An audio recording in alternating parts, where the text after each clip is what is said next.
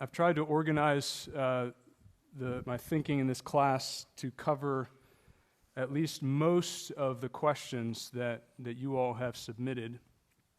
I may try to, at the end of the class, look at things that may have been not particularly commented on and see if we can do a kind of rapid fire thoughts on some particular suggestions that you all have or concerns. But the way I'm generally wanting to organize this class is we're going to deal with a kind of apologetic response or defense of the faith, beginning with things that are common to human experience, generally common to human experience. So we'll look in a moment at some thoughts on how do we interact, make an apologetic defense of the faith, beginning with the natural world and how we understand it, and then move on to other things in terms of the human experience, things like suffering and evil that many people face in their lives. Then we're going to move on to trying to deal with some difficult doctrines that either we will have a hard time describing to others, or people may sort of be their sort of go-to. It's like, see, how can you believe in a faith that thinks this about God, or this kind of whatever it is. So difficult doctrines that are difficult for us to understand, and how do we then go about explaining those things to others. We'll look at I'll give some thoughts on how it is that we might approach alternative religions and the apologetic challenge that comes from that. And then we'll spend some time considering some more contemporary issues. Now, we're going to spend more time on some of these parts than others, but I hope to, believe it or not, cover most of the questions that we have that have come up either directly or at least tangentially. Today, there's more ways to frame this, but the way I'm going to frame this one is we consider the natural world and how it is that we might move from our experience in the natural world to an argument for the existence of God. I'm going to focus on the question of scientific materialism. Now, as I understand it, there aren't many people that are strictly scientific materialists. It can feel like it sometimes because it's the kind of argumentation and thinking that's out there, and sometimes people think that you have to functionally act as though you are a scientific materialist, that the only kind of explanation that can be admitted for things in the natural world is what is in the natural world itself. But it is fairly rare, I think, to find someone who is a die-hard scientific materialist. But I think it's still helpful to see how, even in that case, we might bring a defense for the truth. Here's the problem, the kind of apologetic challenge as I'm framing it. Contemporary advancements in scientific understanding make belief in God intellectually unnecessary. You don't need him, right? So the question is this: why posit God for things that science already explains? Expanded view on something like this. Mankind has a natural kind of desire and bent towards trying to understand the world around him, right? We want to take in the various things in our experience and our observation and fit them together in a kind of coherent whole. But the thing is, we have a fairly limited experience, each individual, each one of us, and there are many things that we don't entirely understand. And primitive man tried to sort of fill in the gaps in those instances where it wasn't obvious that there was any kind of natural explanation. You see the sun that rises in the sky. There's the stars in the heavens, and they kind of rotate around the earth. and there's seasons that come, not exactly sure how or why. There's various times where there's disease and death. Natural disaster comes, famine comes. It's hard to explain why. How exactly do you have even something like a seed bringing forth a fruit for us to eat and to enjoy? And there's some things that we understand and can grasp. We're able to function in the world and at least survive. But there's many things that we don't understand. So primitive man takes in all of these observations, and there's very little that he's able to synthesize. So you sort of connect the dots and say, well, if I can't grasp a natural explanation, there must be some kind of a supernatural one, something that is beyond my immediate grasp to the world. So along this line of thinking, this is where the assumption that there is some kind of a divine reality.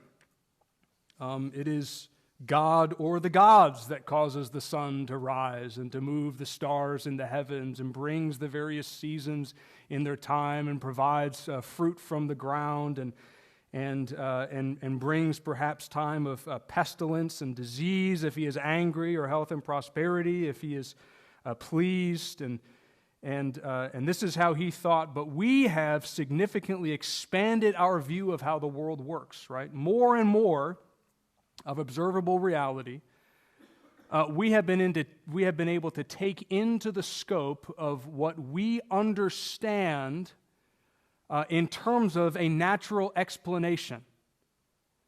Those edges of what is not yet understood are much smaller than what was the case for primitive man. So here's how we've done it. Again, speaking as a sort of scientific materialist. We've begun with observation. We see various kinds of things that happen in the world around us. You can sort of picture, for those of you who are more mathematically inclined, you can think about like sort of a scatter plot. Got an x-axis and a y-axis, and there's various data points that you have. It's observation, raw data. And then we have sort of decided that there is a kind of way in which these dots are able to be connected. Something holds these discrete events and realities together. You can interpolate between one dot and the next. There's some kind of a coherent explanation, perhaps.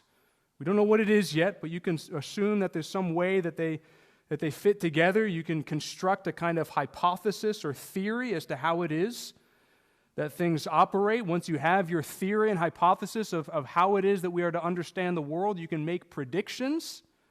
You can move beyond the particular data points that you have and say, if the trend continues as it is, the next point that we would see is here. So you use that hypothesis to predict what is there, and then you try to perform some kind of test and to see, can we confirm our prediction, and if it fits, then you have a reasonable amount of assurance that perhaps your understanding is true. And so you can infer basic principles about how it is that the world works. And we have advanced scientifically such that we are able to actually incorporate many of the things that we observe into the scope of what has a natural explanation. So what's the need for a supernatural one? We've expanded incrementally in our understanding and included many things of this world into the umbrella of scientific knowledge.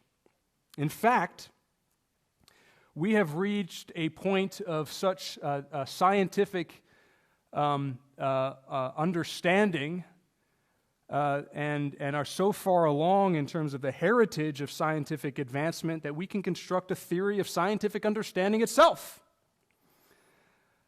It's true that there are plenty of times when people have had some model of how it is that the world works, only to realize that the model was wrong, right? But here's what has happened. We know how scientific advancement and even scientific revolutions advance. You take a scientific model and explanation for how it is that the world works, and you try to use that to incorporate as much as you can incrementally in terms of what it is that we are observing around us. And every now and then there are these kind of anomalies, these things that don't quite fit the model that we have. And it might be because I'd made a bad experiment. It might be because I haven't quite understood it yet. But sometime you reach a point where those anomalies are no longer able to be ignored, and you got to deal with them, and you reach the point of scientific revolution, or as Thomas Kuhn's describes in his book, what is it called? I'm going to forget it now. The Structure of Scientific Revolution. You reach a point where you need a kind of paradigm shift, and you change very dramatically your understanding of the world. You go from, like, for example, a geocentric understanding of how the stars and the planets move, to now a heliocentric understanding of the planets around the sun. It's a complete paradigm shift. But here's what we do know. As much as sometimes our understanding of the world is tenuous in that we know that it is still subject to change, here's what has happened. Every time we've gone through one of these scientific revolutions, we have advanced to include more of, not less, but more of what we have observed in this world. So even if our basic understanding of how things work scientifically and the natural explanation that we have to the various kinds of phenomena in this world, even if our basic understanding changes in dramatic ways, it will change for the better. So we know that we are able, even in those reaches where we've not yet understood or perhaps not even yet observed certain phenomena in this world, we know that we will be able at some point to have a paradigm and a scientific understanding that is to include even those things. Look at the history of science. Hasn't it shown that and proven that to you? We've reached a point of knowing that it is possible to have a natural explanation for virtually everything that we observe. So why posit a supernatural one? God is not necessary anymore, given the advancements of scientific understanding. Okay, do you feel kind of the weight of this? Someone comes up to you and says that, and you're like, oh, what do I say? Oh my goodness. Now, you could, and there's nothing wrong with this, is a perfectly good approach apologetically. You could try to focus on those areas that science has not yet explained. There's actually less, perhaps, than some people, there's more than people realize that is outside the grasp of our own scientific understanding. But here's what I want to do. I actually want to focus on those things that we do understand. Let's begin here.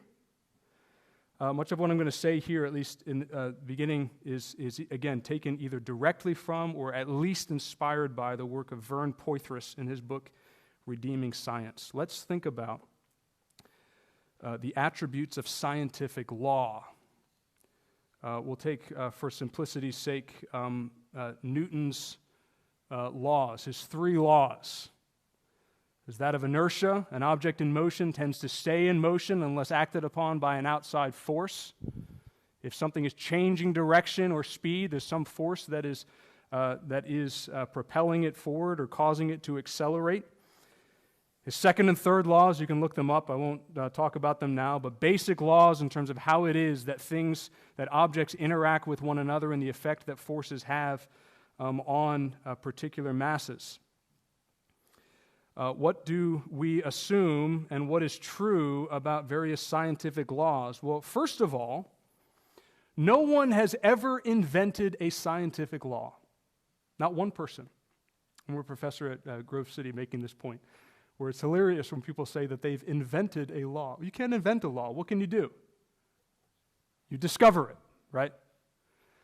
You don't invent the laws. The laws are there for you to discover and discern. There's a sense that here is something that is true to reality. It exists. You don't get to make it up. It's there. It's a real existence. At the same time, the laws of how various things interact with one another and the fact that this pew is being held up by the floor underneath it, and there is a kind of force that the pew exerts down upon the floor, but there is a force that the floor exerts up on the pew, holding it up, Newton's third law. That law itself is not limited to this pew and this floor, is it? There's something that's distinct. The law itself is actually distinct from this particular thing. It's distinct from particular laws. The pew acts the way that it does according to these laws, but it's not identical with them. It's distinct from the particular things that we observe in this world. These laws are at work in even the tiniest details, the smallest molecules and atoms. Perhaps when you get at the atomic level, the kind of laws that are more pronounced or a little bit different from the ones that you're dealing with on a vast sort of planetary scale. But you at least know that the same kinds of laws are at work in the tiniest details. These laws are not something that you can see directly. What governs the things in this world is in itself invisible. These laws are stable. They don't change from one day to the next, 1 year over the next. These same laws are able to be applied in one place as they are in another. Scientific understanding in Brazil should not be different from scientific understanding in the United States in terms of what these laws are and how they actually function. Our present understanding may be different, but the reality itself is certainly the same. They do not change. No matter how hard you try, you cannot break the laws of physics. Try as hard as you might. You can break a chair, but it's going to break according to the laws of physics every single time. You can't break them. They are always followed, no matter what happens. There may be things that surprise you in how the world works, but they are always followed. These laws are discriminating in that the very scientific process and how it is that we test hypotheses says that we have an understanding of how things work, and if I'm wrong, I'm going to be proven wrong. It distinguishes between what is true and what is false. Or it's going to confirm, perhaps, my understanding as it is. It's going to cut through whatever theory you have, discerning what is right or wrong. It can be used to infer things that have not yet been observed, to expand beyond what is your current experience. These laws are actually that to which every good thing we enjoy is perhaps attributed. You can reduce things in some way to see the laws of physics at work. And in fact, if you ignore these laws and you say, what difference does it make if I jump off of a building? You're going to ignore them to your own peril. It will come to get you. Now, I want you to notice how all of these attributes of scientific law are surprisingly close, perhaps even identical to the attributes of our God. It's a real existence. God indeed exists. Distinct from the particular things in themselves. You don't identify the laws with that which I'm touching and is before me. God is well distinct from the things that are in this world. You have His transcendence. Just as the laws deal with the interaction of even the smallest molecules, so God governs all things even to their smallest detail. You cannot see the laws, neither can you see God. These laws are stable. They do not change. They act in the same ways. God is faithful. They do not change with time. God is eternal. They are the same in one place as they are in another. So God is omnipresent. In fact, you can even say that at any particular point in space, even if some laws are more pronounced than others, all of the laws of physics always apply, every last one of them. What do we mean when we talk about God's omnipresence? Not only that He is everywhere in the sense that I am taking up all this space, and wherever you go, there is a part of God, but God is, in technical words, God is repletively present. Every place where He is, all of Him is. God is unchangeable. So also these laws do not change. God is all-powerful. You can't break Him. He will have the upper hand every single time. These laws are always followed, so God is righteous, and His character and His intention is always fulfilled and accomplished. Just as these laws are discriminating, separating what is true and separating what is false, God is holy. He cuts right through. showing what is good and what is evil, what is true and what is false. These laws can be used to extend beyond what you have even seen and observed. So also God is omniscient, all-knowing. He is good. He is just. He's ignored at your peril. To the very degree that you jump off of a building, however high that building is, or however short that step is, there is a proportionate response in terms of the laws of physics, so also God is perfectly just. So here's part of what we have then. You can see how even the very scientific enterprise itself depends upon the existence and attributes of the one true God. They have to be assumed in order to even do anything and to apply any kind of scientific understanding to this world.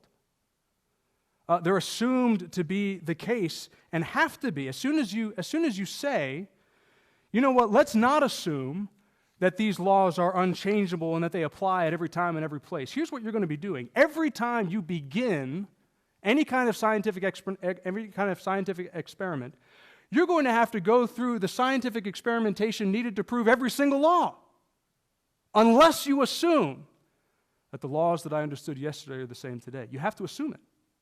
You have to assume that when I do a particular experiment here, it's going to have the same outcome when I go somewhere else. Otherwise, when you go somewhere else, you're going to have to redo it.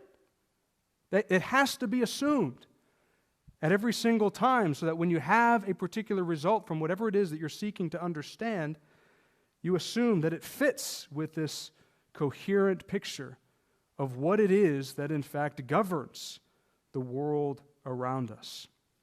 But here's what happens. That in the very scientific enterprise, what we do is there is a kind of worship that is rendered to scientific law in its current form. Notice this. Here's by the way what worship is. Worship is responding to something, speaking about something, thinking about something in terms of all of these attributes, right? Is that not worship itself? But here is a responding to what is this immanence, invisibility, transcendence, eternality, omnipresence, unchangeable, righteous, holy, all-knowing, this justice. Acting according to these things, thinking and speaking and teaching according to these things, but attributing them, needing to presume them of what is a current understanding of scientific law that we know is not yet even perfect. We know it may change. We know we haven't yet grasped everything there is to grasp in this world. So what happens? We attribute what are these divine qualities to something that we know is not worthy of it. There's no other way to engage in the scientific enterprise from the vantage point of unbelief. We're left with either abandoning the whole scientific enterprise for the sake of at least honesty, or from a vantage point of unbelief, we're reduced to a place that is no different from the animist who worships a tree because of the fruit that it brings forth.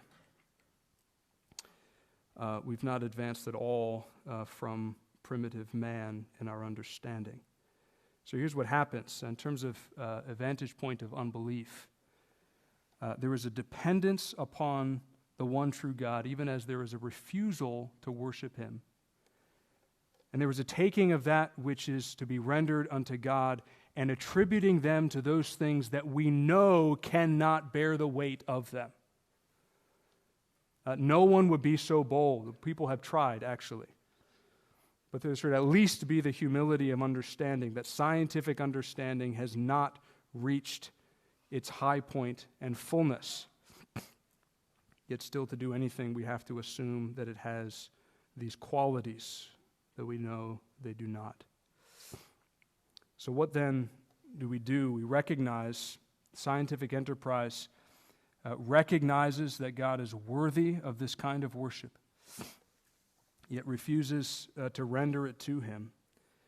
And we're left with this question of why then What would we expect? An all-knowing, an all-powerful, eternal, everywhere present, righteous, holy, and just God to respond when worship is not given to him? Why is he merciful in ways that he has shown in how he governs all things that he need not be? Why, except for the sake of being patient, for the sake of our repentance? The whole scientific enterprise depends upon God governing in the way that he does, and the Lord is patient for the sake of repentance. So also then, for us, the Lord is patient to the unbelieving world in all that is engaged in terms of understanding the world that is around us.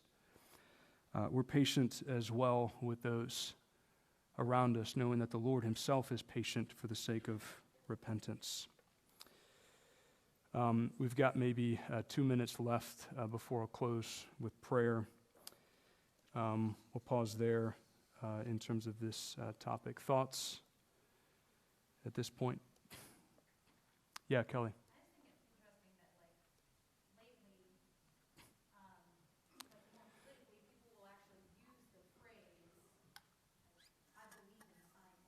Yeah.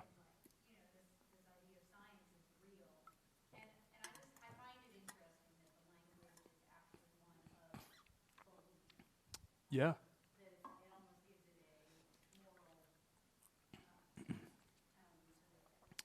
Yeah, and it's because there is a kind of moral tone to it. It's not surprising.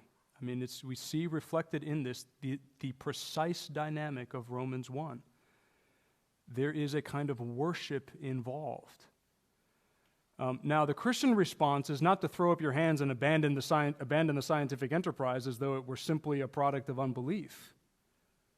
But in rendering worship to the one who is deserving of worship, who can be known, and does indeed govern all things in terms of the work of providence, we are engaged in understanding the world that he has made as we see it as a reflection of him and his character and what he has done. So we don't abandon science, but we recognize what it is. Yeah. There is a link, though, like the comments about the stability, the requirement for stability in these laws,